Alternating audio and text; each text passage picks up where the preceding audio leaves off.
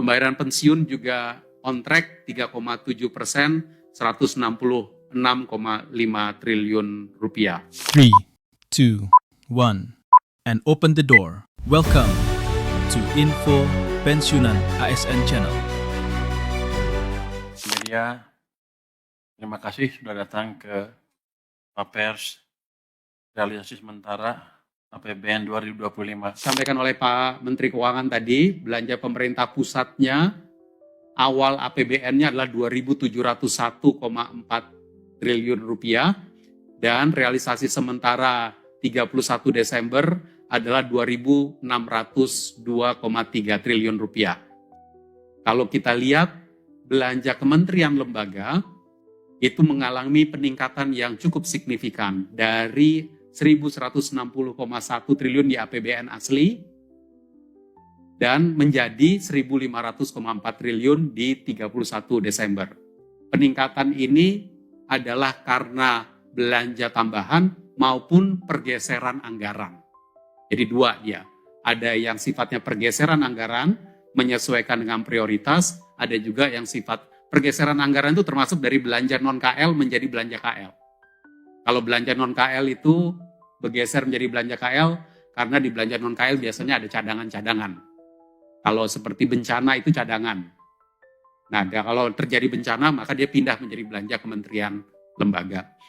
Transfer ke daerah di realisasi sementara adalah 849 triliun rupiah dan kalau kita lihat di slide berikutnya, kalau kita lihat secara quarterly, maka yang penting dilihat menurut saya adalah di Q1 itu belanja negara 14% tumbuhnya year on year, 14,6%. Tumbuhnya year on year. Di Q2 belanja negara itu tumbuh juga tapi lebih rendah, 0,6% year on year.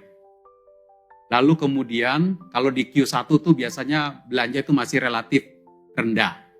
Karena baru mulai tahun anggaran. Lihat realisasi Q1 itu 620 triliun. Itu saya katakan rendah relatif. Karena di Q2 1.400 triliun.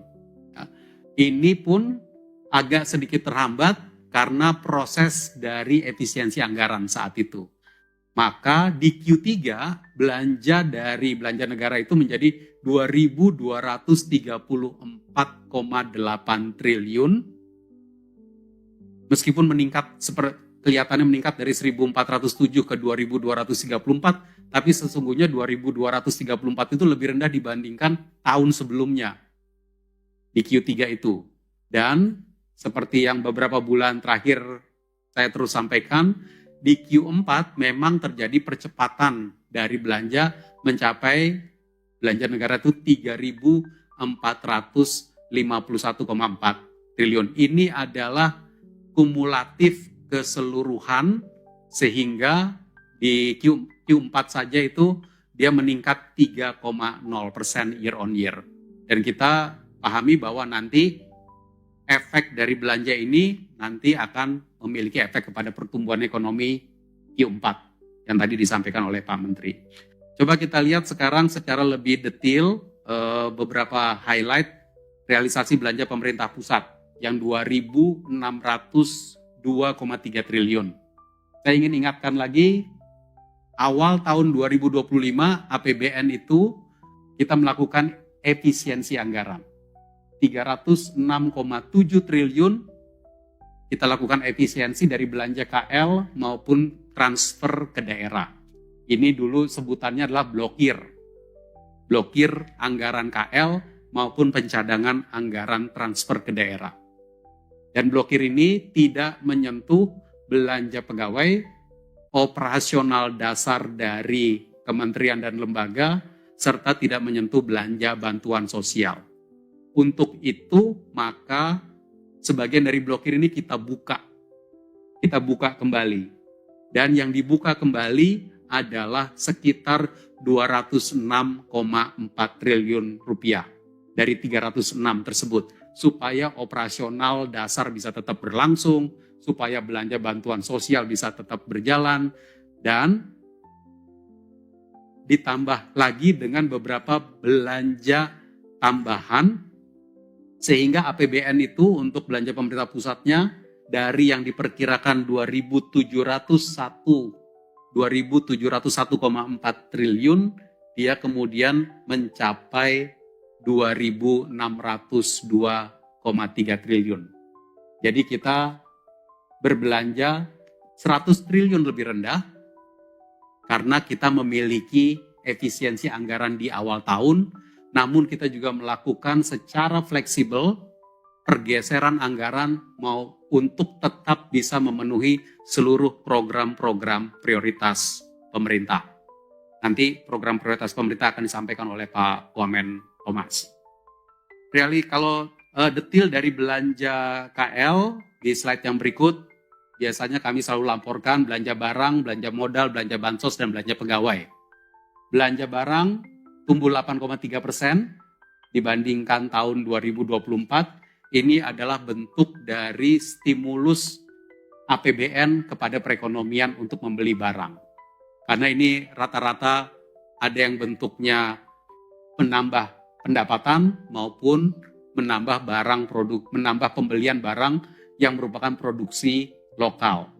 Termasuk di sini di dalam ini ada penyaluran BOS, operasional layanan pendidikan, subsidi biodiesel, ada juga MBG, ada bantuan subsidi upah dan berbagai macam program lainnya. Untuk belanja modal juga terjadi peningkatan 427,5 triliun, tumbuh 20,3% dibandingkan tahun 2024. Semester 1 tumbuh sedikit, semester 2 tumbuh lebih banyak. Memang belanja modal karena perlu proses lelang, proses pengadaan, dan proses-proses lainnya biasanya butuh waktu. Ini yang harus kita percepat agar belanja modal itu bisa dimulai dari awal tahun. Realisasi antara lain itu bisa dibaca di bawah. Belanja bantuan sosial sebelah kanan 186,6 triliun tumbuh 20,5%. Peningkatan bansos ini kita pakai untuk mendukung berbagai macam kebijakan, termasuk di dalamnya stimulus ekonomi yang sifatnya adalah bantuan sosial ada di dalam sini. Dan itu terakhir belanja pegawai di slide berikutnya selalu terjadi peningkatan tumbuh 10,1%, baik karena peningkatan, terutama adalah karena peningkatan jumlah pegawai yang menerima gaji dari APBN. Pembayaran pensiun juga on track 3,7%, 166,5 triliun rupiah. Saya ingin mengupdate angka akhir tahun untuk penyaluran barang yang harganya disubsidi. Subsidi tahun 2025 telah dibayarkan 281,6 triliun, yang di sini adalah meliputi subsidi energi maupun non-energi. Kalau subsidi energi tentu sangat dipengaruhi oleh berbagai macam harga komoditas maupun kurs, dan juga volume subsidinya yang ada di sebelah kanan, sebentar saya sampaikan. Sementara untuk yang non-energi seperti subsidi pupuk, telah dilakukan penyederhanaan regulasi supaya pupuk bisa cepat sampai kepada masyarakat yang membutuhkan. Ini dari sejak awal tahun 2025 telah dilakukan, sehingga bisa dilakukan penurunan harga eceran tertinggi untuk pupuk bersubsidi. Untuk berbagai jenis barang dengan harga bersubsidi bisa dilihat di sebelah kanan. Semua volume barang bersubsidi di tahun 2025 meningkat dibandingkan tahun 2024. Ini adalah bentuk keberpihakan kita memastikan bahwa APBN memenuhi kebutuhan masyarakat untuk BBM, untuk LPG 3 kg, meningkat juga 3,9%. Jumlah pelanggan listrik bersubsidi juga meningkat. Jumlah pupuk yang disalurkan juga meningkat menjadi 8,1 juta ton. Ini meningkat 12% dibandingkan 2024. Dan rumah dengan harga bersubsidi untuk masyarakat berpenghasilan rendah, realisasi 2025 adalah 278, hampir 279 ribu rumah harga bersubsidi. ini meningkatnya cukup tinggi, yaitu 39,5%.